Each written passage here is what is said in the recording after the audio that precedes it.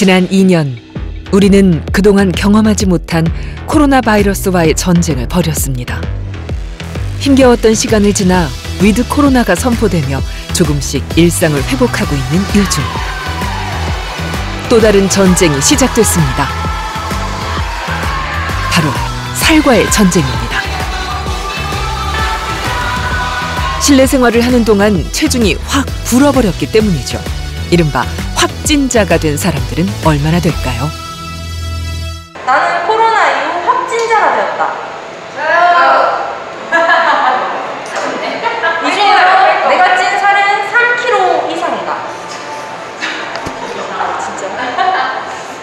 이 지방이 보통 3kg 정도면 이제 3개 정도가 늘어났다라고 하기 때문에, 즉 이 말은 앞으로 이 코로나 시대 이후에 체중 관리가 굉장히 중요한 이슈로, 건강 문제로 대두될 것으로 보입니다. 그래서 우리 모두의 이야기가 된 코로나 시대가 낳은 비만. 과연 어떻게 극복할 수 있을까요? 가정의학과 김양현 교수와 함께 의학적인 해답을 찾아봅니다.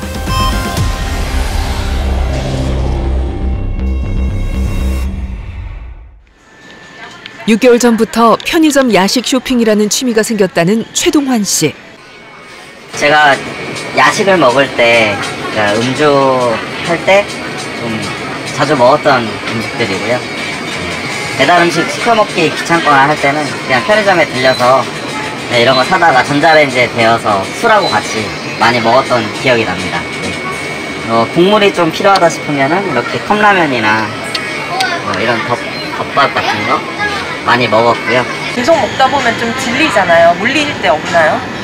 물릴 때가 있어요. 네, 물릴 때가 있고, 그래서 물리면 이쪽으로 와서 먹고 이게 질리면 뭐 이런 거 먹고, 네, 다양하게.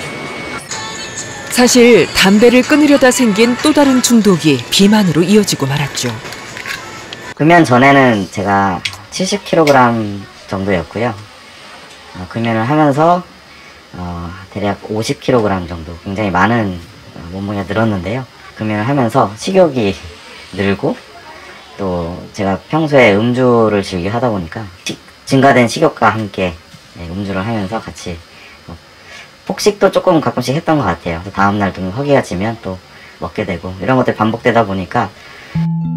6개월 전만 해도 근육질의 건강한 몸을 자랑했던 동환 씨. 하지만 금연과 코로나 시국이 맞물리면서 체중이 걷잡을 수 없이 불어버렸습니다. 키 172cm에 100kg이 넘어 고도 비만에 해당하는 그는 다른 건강 지표들 역시 적신호가 켜졌는데요. 특히 허리 둘레가 47인치로 내장 비만의 정확한 진단을 위해 CT 검사를 진행했습니다. 파란색은 저희가 흔히 말하는 이제 피하 지방이고, 이 녹색이 이제 우리가 흔히 말하는 내장 지방이에요. 근데 이 내장 지방이 지금 한 330, 기준이 100이거든요.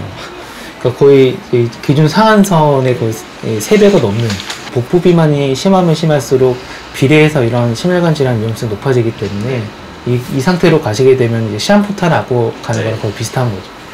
혹시 어떤 것 때문에 좀 체중이 늘어나신 것 같으세요? 근데 먹는 거 플러스 음주를 제가 좀 음주? 네.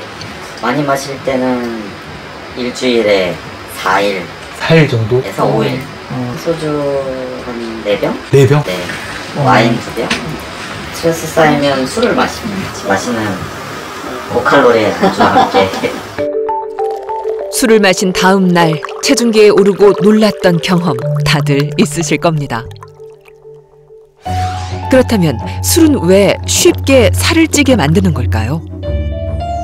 알코올이 체내로 들어오면 일부는 위에서 흡수되고 나머지는 소장에서 소화됩니다.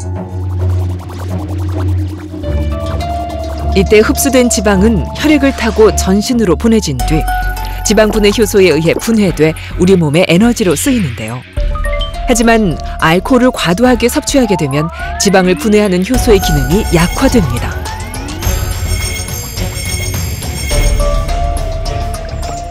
이로 인해 혈중에 떠돌아다니는 중성지방이 늘어나게 되면서 결국 비만을 유발하게 되는데요. 여기에 술 자체가 가진 칼로리와 함께 먹는 안주까지 더해져 쉽게 살이 찌게 되는 것이죠.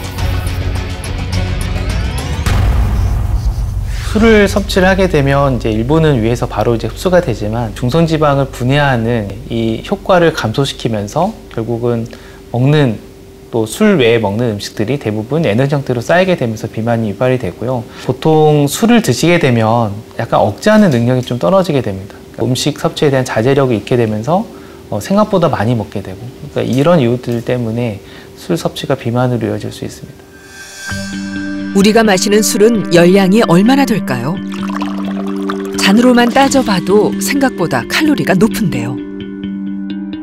소주 한 병은 밥 한 공기보다 칼로리가 많습니다. 만약 여러 병의 술과 함께 치킨이나 삼겹살과 같은 안주를 곁들인다면 총 열량은 상상을 추월합니다.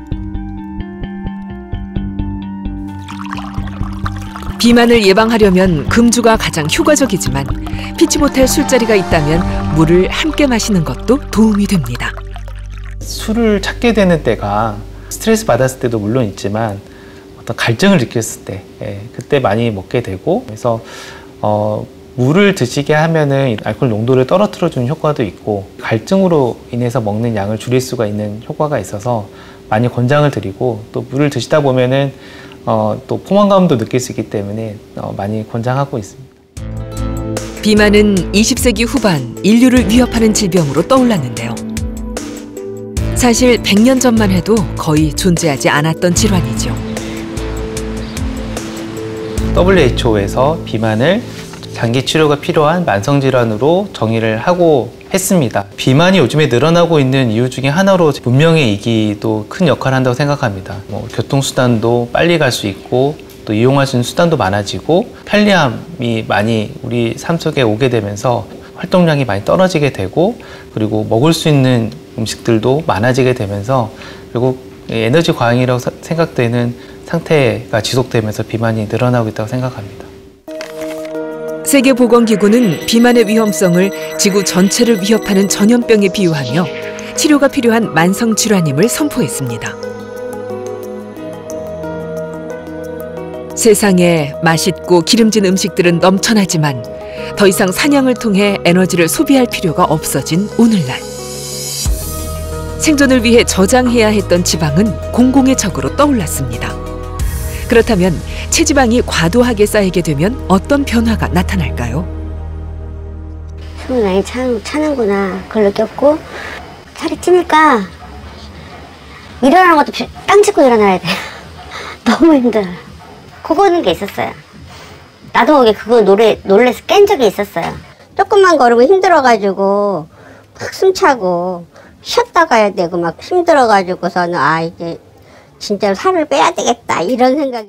그다음에 아무래도 조금 피곤함이나 코골이가 있다라는 거 정도는 알고 있고, 수면 무호흡증도 있지 않을까 이렇게.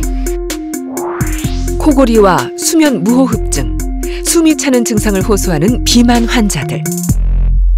내장 지방이 많이 이제 늘어나게 되는 이제 과정에서 복압이 상승을 하게 되거든요. 근데 이 복압이 결국은 이 폐 쪽, 횡격막 위쪽으로 이제 올라오게 되면 이로 인해서 그 환기 능력이 좀 감소하게 되고, 같은 운동을 하더라도 전에 비해서는 숨을 차다고 느끼는 경우가 많습니다. 상기도 주변에 이제 지방이 늘어나게 되면서 이 기도가 좁아지게 되는 효과, 그리고 더 잘 다치게 될 수 있는 환경이 되기 때문에 수면 무호흡증 또는 코골이가 나타날 수 있습니다. 수면 무호흡증이 위험한 요인은 결국 뇌로 가는 산소가 원활하게 않기 때문에 그 지속적으로 이 산소 공급이 원활하지 않게 되면 저산소로 인한 뇌 손상도 초래할 수 있고, 또 이 때문에 심장에 부담이 되면 우리가 흔히 말하는 급사도 나타날 수 있기 때문에 비만 치료를 적극적으로 권장하고 있습니다. 그렇다면 체지방은 어떤 과정을 통해 생성되는 걸까요? 우리가 섭취한 음식물은 포도당의 형태로 바뀌어 우리 몸의 에너지원으로 사용됩니다. 하지만 에너지로 이용되고도 혈액 속에 포도당이 과도하게 남아있을 때는 지방으로 전환돼 쌓이게 되는데요.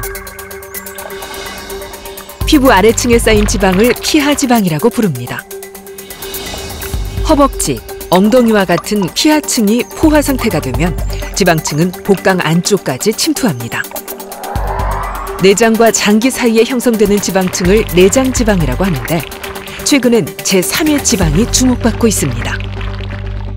지방이 쌓이게 되면 이제 이 피하 지방으로도 쌓이지만 이 내장 지방으로도 이 지방이 쌓이게 됩니다. 근데 지방이 여기에 쌓여서 또 더 둘 데가 없을 경우에는 각 장기에 쌓이거나 그 주변으로 쌓이게 되는 것들을 저희가 이제 기관 내 지방 또는 이제 이소성 지방이라고 많이 표현을 합니다. 흔히 이제 뭐 간에 뭐 많이 쌓이게 되면 지방간이라고 표현을 하고, 또 한 가지는 근육 내에도 쌓이고 뭐 심장 주변에도 쌓일 수 있는데, 이런 지방들이 오히려 더 대사에는 좋지 않은 영향을 미친다는 얘기들이 많이 있어서 저희가 이쪽 연구를 많이 진행도 하고 있고요.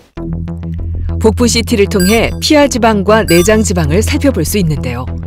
내장 지방의 단면적이 100제곱센티미터 이상이면 복부 비만에 해당됩니다.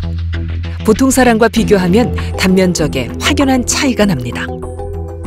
제3의 지방이라 불리는 이소성 지방은 심장이나 간, 혈관 주위 등 쌓이지 않아야 할 곳에 축적되는 지방을 말합니다. 최근 이소성 지방에 관한 연구가 활발한데요. 특히 지질대사에 영향을 미쳐 체내 염증을 유발하고 심혈관 질환의 위험도를 높이는 것으로 알려져 있습니다. 흔히 만병의 근원으로 불리는 비만. 하지만 그 심각성에 대해서는 체감하지 못할 때가 많은데요. 우리가 살을 빼야 하는 진짜 이유는 뭘까요? 흡연이 굉장히 위험하다라고 하는데 그 다음으로 위험하다라고 많이 표현을 합니다. 그래서 머리 끝에서 발끝까지 다 영향을 미친다고 보시면 되는데, 암, 그리고 뇌졸중, 심근경색, 고혈압, 당뇨병, 이산질 혈증, 그리고 지방간질환, 그리고 통풍, 그 밖에 불임에 이르기까지 정말 많은 질환과 관련이 있습니다. 지금 현재 고도 비만인 상태에서 혈압도 2기 이상의 굉장히 높은 상태, 거기다가 당뇨까지 결합이 된다면 하나의 시한포탄을 안고 가는 것과 같은 효과입니다. 참을 수 없는 야식의 유혹. 밤마다 울리는 배꼽시계는 왜 이렇게 정확할까요? 야식을 먹고 잠들게 되는 악순환에서 벗어날 방법은 없을까요? 보통 한 11시경 정도 경에 이 식욕을 촉진하는 그렐린이라는 호르몬이 한 번 더 분비가 됩니다. 이 시간에 이제 공복감을 느끼게 되면 야식으로 이어질 수 있어서 이로 인한 이 비만으로 이어질 수 있고요. 우리 몸에서는 식욕을 조절하는 두 가지 호르몬이 분비됩니다. 지방 조직에서 분비되는 렙틴과 위장에서 분비되는 그렐린이죠. 렙틴은 식욕을 억제하는 호르몬으로 음식을 충분히 먹으면 배부름을 느끼게 하는데 밤이 되면 감소하게 됩니다.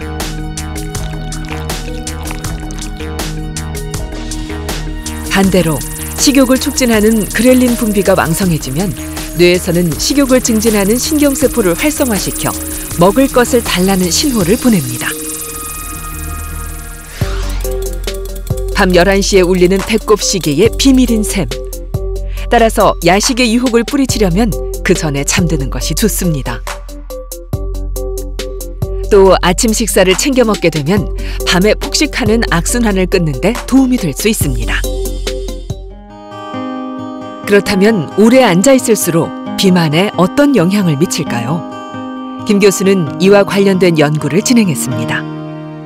5시간 이상 앉아있는 한국인 남성 노인에서는 1.54배 정도 비만이 더 발생하는 것으로 보였습니다. 우리가 보통은 앉아있는 시간에 대한 관심을 많이 기울이지 않기 때문에 연구가 진행이 됐는데, 결국은 운동하는 것도 중요하지만 그것과 또 독립적으로 앉아있는 시간도 비만뿐만 아니라 여러 심혈관계 위험성 또는 총 사망률과 관련이 있기 때문에 이런 앉아있는 시간에 대한 관리도 중요하게 생각됩니다. 오래 앉아있는 현대인의 생활 습관에 주목한 연구는 전 세계에서 진행돼 왔는데요. 특히 WHO는 앉아있는 생활 방식이 당뇨병과 비만의 위험을 2배로 늘린다는 연구 결과를 발표하기도 했죠. 앉아있는 시간을 브레이킹하는 게 더 중요하거든요. 그래서 미국 당뇨병학회에서도 30분 이상 쭉 앉아있는 것들을 좀 브레이킹하라고 얘기를 하고 있고, 드라마 시간이 요즘엔 30분 되면 광고 나오고 일단 2부로 넘어가고 이러더라고요. 그때 이제 일어나도록 한다면, 또 전화할 때도 일어나서 받고 이런 것들을 한다면 자식 시간을 줄이는 데 도움이 될 수 있습니다. 따로 운동할 시간이 없다면 30분마다 일어나는 것만으로도 비만과 당뇨를 예방하는 데 도움이 됩니다. 하지만 코로나19 장기화는 활동량 감소에 불을 지폈습니다. 운동을 하지 않게 됐다는 응답이 많았고 실내에서 장시간 영상 시청을 한다는 응답도 많았습니다. 이런 생활 습관의 변화가 두드러졌던 30, 40대의 체중 증가율이 가장 높았습니다. 비만 환자에게 체중 감량의 효과는 생각보다 큽니다. 특히 혈압을 낮추는 데 효과적입니다. 생활 습관으로 얼마만큼의 혈압이 떨어질 수 있나 이런 것들을 연구한 체중 1kg을 감량했을 때 혈압도 약 1 정도 떨어진다라고 돼 있어서 저희가 보통은 체중 감량을 해서 혈압도 같이 떨어지는 효과를 본 환자들이 많습니다. 그렇다면 비만 환자들에게 권장되는 운동법은 무엇일까요? 운동이 어려우면 안 된다고 생각을 합니다. 그러니까 바로 내가 마음먹었을 때 할 수 있는 운동. 생각해보면 걷는 게 제일 쉽고 걷기 운동만으로 특히 이제 복부 비만이 좀 좋아진다, 개선된다는 연구들이 있어서 가장 쉬운 운동이면서도 저희가 흔히 말하는 위험도가 높은 복부 비만 감소에 도움이 될 수 있는 운동이고 그래서 걷기 운동을 많이 시켜드리고요. 체중이 높으면 높을수록 초기에 빠질 수 있는 체중도 굉장히 좀 많고요. 그래서 체중이 빠지는 그 속도라든지 정도가 초반에는 이렇게 빠지다가 점차적으로 좀 줄어들게 됩니다. 그래서 환자분에게 이런 것들을 설명을 드리고 아마 초기에는 열심히 노력하시면 잘 빠질 수 있지만 이 정체기에서 잘 버텨야 된다라고 말씀을 드립니다. 성인 3명 중 1명이 비만인 현실에서 가장 큰 관심은 바로 다이어트. 유행처럼 기적의 다이어트 방법들이 소개되곤 하는데요. 과연 효과가 있을까요? 간헐적 단식에 대해 대한비만학회는 사람을 대상으로 한 장기간의 연구가 없어 권고하기에는 우려가 있다는 입장문을 발표했습니다. 극단적인 저탄수화물, 고지방식에 대해서는 5개 학회가 공동으로 건강상 위험을 초래할 수 있다는 성명서를 발표했지요.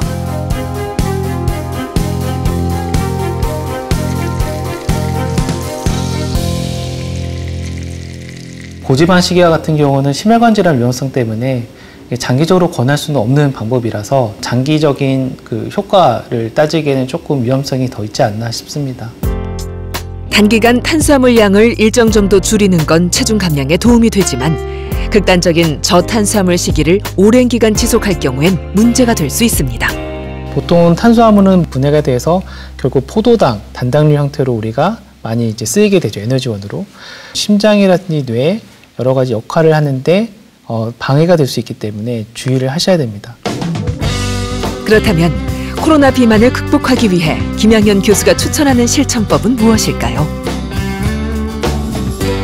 비만이야말로 맞춤형 진료가 필요한 부분이긴 한데 사람마다 식습관이 다 다르거든요. 그리고 찐 이유도 다르기 때문에 우선은 이분이 어떻게 쪘는지를 파악을 해야 됩니다. 그래서 식사일지를 약 2주간 적어오도록 말씀드리고 그리고 가장 위험한 요소를 없애는 식으로 먼저 시작을 합니다. 이 코로나 시대를 극복하기 위해서 활동량은 예전으로 우선 돌아가셔야 되고 걷기를 생활화하는 것과 두 번째는 칼로리 공부를 하시는 것, 또 마지막으로 이런 것들을 할 수가 없는 환경에 있다면 앉아있는 시간은 30분마다 그 브레이킹을 하는 습관을 가지는 것도 좋은 방법입니다.